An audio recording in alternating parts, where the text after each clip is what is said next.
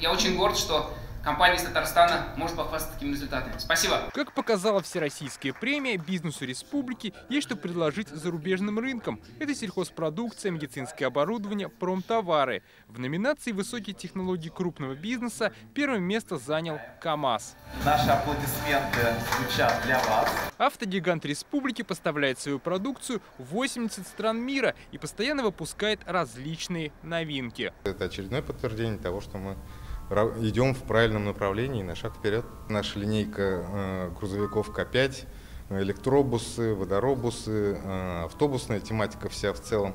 Это, безусловно, то преимущество, с помощью которого мы, собственно, в том числе в экспортном направлении двигаемся успешно. На премии «Экспортер года» компании «Поволжье» соревновались в 12 номинациях. Это и новая география, и прорыв года. Окружной комиссии было очень непросто выбрать самых достойных. Это не только крупный бизнес.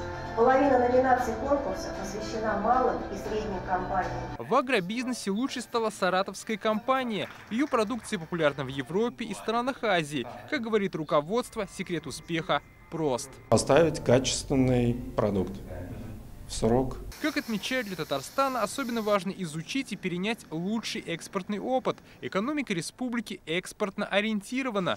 В этом году за рубеж продали продукции на 8 миллиардов долларов. Это на треть больше, чем годом ранее. Для нас экспорт — это не только добавленная стоимость, которая приходит в Республику Татарстан. На самом деле это мерило глобальной конкурентоспособности.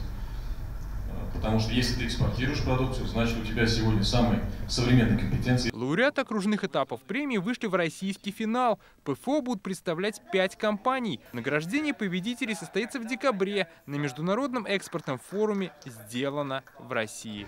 Дмитрий Аринин, Ильшат Мухаметов, ТНВ, Казань.